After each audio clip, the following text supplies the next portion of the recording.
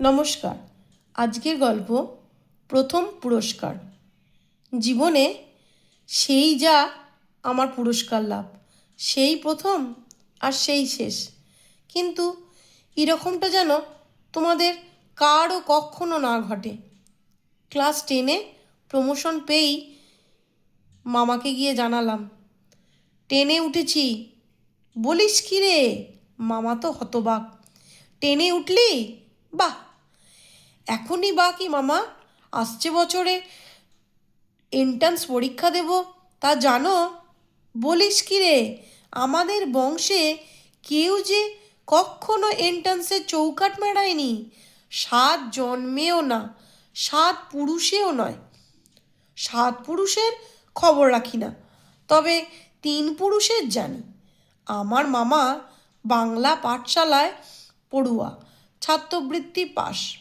তারপর তিনি আর এগোননি, নিজের ব্যবসা নিয়েই রয়েছেন।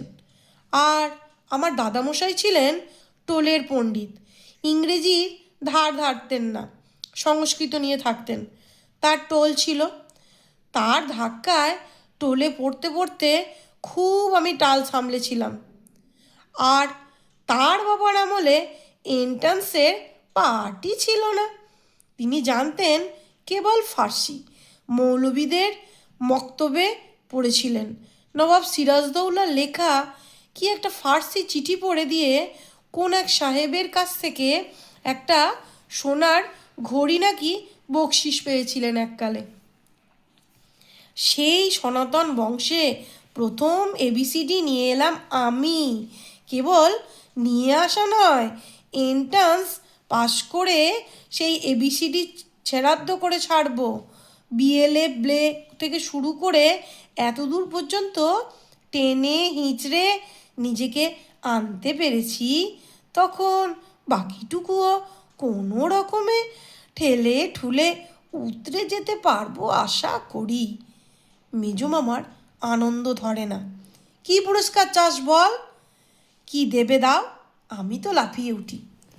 এই সোনার ঘড়িটা নে বলে মামা জেব থেকে চেন লাগানো ঘড়িটা বার করলেন। দেখেছিস?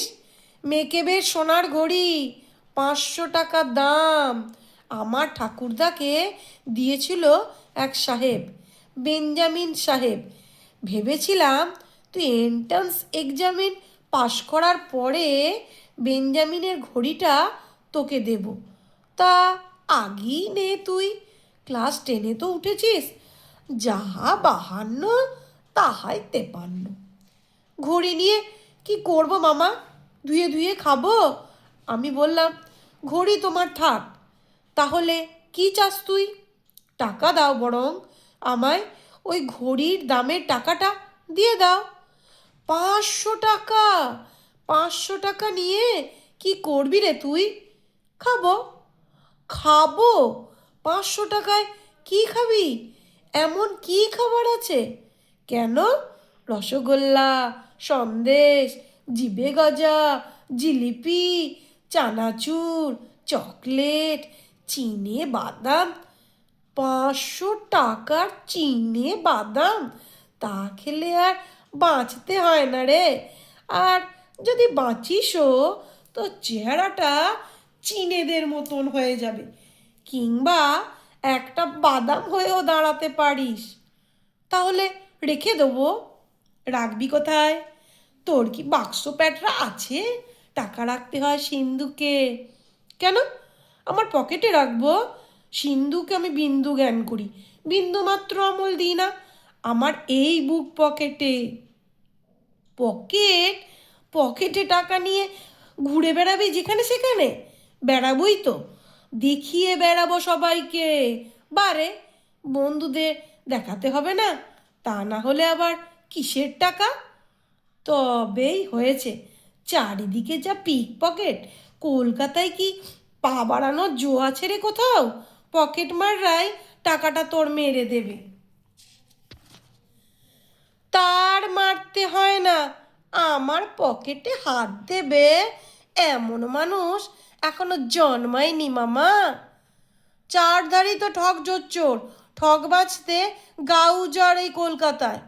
দিয়েই দেখো না আমায়। নে তাহলে আয়রন সেফ খুলে 5খানা 100 টাকার নোট আমার হাতে তুলে দেন। দেখিস যেন বেহাত না হয় কখনো। আমার টাকা আর হাত সাফাই করতে হয় না কাউকে। এত বড় ম্যাজিশিয়ান এ দেশে নেই। টাকা পকেটে নিয়ে ঘুরবি বলছিস? বাড়ি ফিরে রোজ রোজ দেখাবি আমায় কিন্তু। 5খানা নোট গুনে গুনে দেখবো আমি। দেখাবো দেখাবো বলে আমি বেরিয়ে পড়লাম বন্ধুদের দেখাবার জন্য। তাদের কারও 5 টাকার বেশি মুরদ নেই। 500 টাকায় কেমন তাদের তাক লেগে যায় সেটা দেখতে হবে। পাড়ার হুদ্দা পার হয়ে একটা পার্কের পাশ দিয়ে যাচ্ছি, এমন সময় এক ভদ্রলোক ডাকলেন, খোকা, তোমার আদ্যির পাঞ্জাবির ভেতর থেকে দেখা যাচ্ছে যে সব। চমকে গিয়ে থমকে দাঁড়াই। নোটগুলো সব দেখা যাচ্ছে যে। আমার ঘাড়ে হাত রেখে তিনি বললেন, অমন করে টাকা রাখতে নেই ভাই, পকেট মারের নজরে পড়লে আর রক্ষে নেই কো। মানি ব্যাগের মধ্যে রাখবে টাকা। ঘাবড়ে হস্তচ্যুত করে আমি হেঁটে যাই। কিনবো ব্যাগ, জানিয়ে দিই সংক্ষেপে। নোটের নম্বরগুলো তোমার টোকা আছে তো সব? তিনি সুদন। নোটের নম্বর? অবাক হতে হয়। সে আবার কি? হ্যাঁ, নোটের কোণার দিকে নম্বর থাকে। বড় বড় নোটের নম্বর টুকে রাখতে হয় আলাদা কাগজে। ধরো, বলা তো যায় না টাকাটা তোমার খোয়া গেল, তখন তুমি থানায় গিয়ে পুলিশকে জানাতে পারবে নোটের নম্বর দিয়ে। পুলিশ তখন খবরটা জানিয়ে দেবে সবাইকে। কেউ এই নম্বরের নোট বাজারে চালাতে গেলে ধরা পড়ে যাবে হাতে হাতে। টাকাটা তোমার উদ্ধার হবে তখন। লোকটা ভালো কথা বলেছে বলে আমার মনে হলো, কিন্তু আমার কাছে এখন কাগজ কলম কিছুই নেই তো। এই নাও কাগজ কলম, আমি দিচ্ছি বলে তিনি তার ডায়েরি বইয়ে একটা পাতা ছিঁড়ে নিলেন। এই নাও আমার কলম, নোটগুলো আমার হাতে দাও, আমি নম্বর বলে যাই আর তুমি টুকে টুকে নাও। বললেই টাকাগুলো ওর হাতে অমনি তুলে দিলাম কি না, তেমন বোকা আমি নয়। সন্দিগ্ধ দৃষ্টিতে তার দিকে আমি তাকাই। অতটাও যেন সুবিধের নয় লোকটা। আচ্ছা আচ্ছা, তুমি নম্বরগুলো বলো, আমি তোমায় টুকে দিচ্ছি না হয়। আমি বলে গেলাম। নম্বরগুলো তিনি টুকে দিলেন। এইবার আমার এই মানি ব্যাগটা তুমি রাখো। ব্যাগের মধ্যে টাকা কড়ি কিচ্ছু নেই, খালি ব্যাগ। ব্যাগটা আমি তোমায় উপহার দিলাম। এর ভেতর তোমার নোটগুলো সাজিয়ে রাখো, তাহলে কারও নজরে পড়বে না। আপনার ব্যাগ আমি নিতে যাব কেন? আমি আপত্তি করি। আমার ব্যাগ আমি কিনে নেব, আমার কি টাকা নেই? আহা, রাগ করছো কেন? আমি কি তাই বলেছি? আমার চেয়ে তোমার এখন অনেক টাকা, আমি কি তোমাকে একেবারে দিয়ে দিচ্ছি ব্যাগটা? জন্মের মতো নিতে বলছি কি?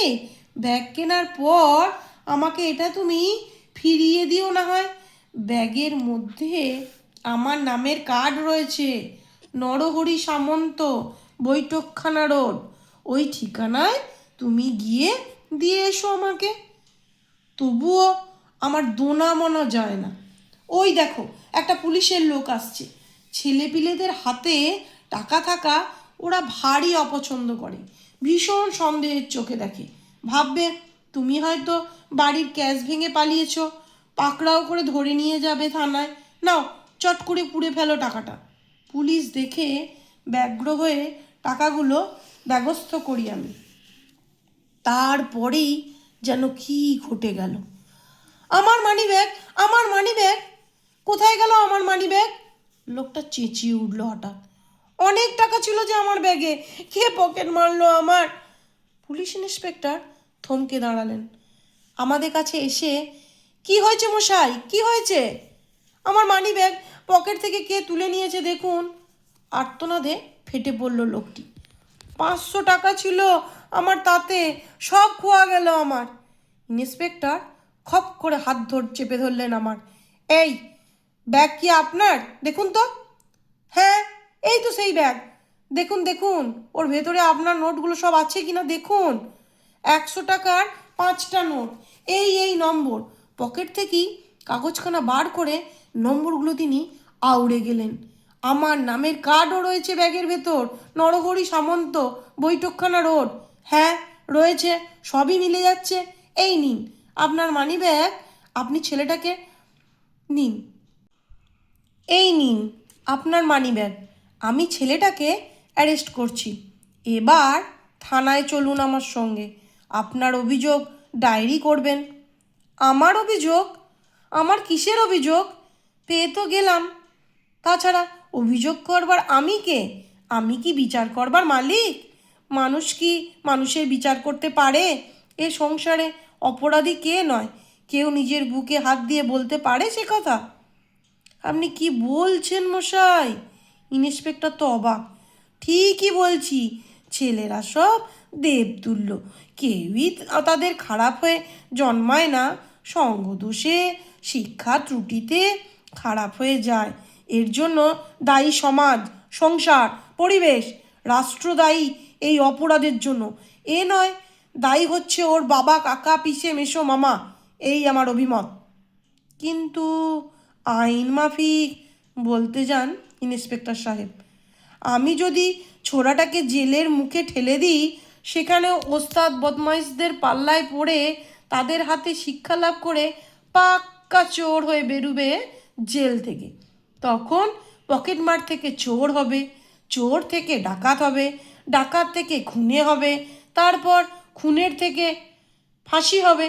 তাছাড়া আর কিছুই হবে না। আমি ছেলেটাকে ফাঁসিয়ে যেতে চাই না, আপনি দয়া করে ওকে ছেড়ে দিন বলে তিনি আমায় মার্জনা করে চলে যান। আমি ইন্সপেক্টরের মার্জনা লাভ করি, এখন মামা মার্জনা করলে হয় আমায়। নমস্কার। যদি আমার গল্প আপনাদের ভালো লেগে থাকে তাহলে প্লিজ সাবস্ক্রাইব করবেন, লাইক করবেন আর কমেন্ট করবেন।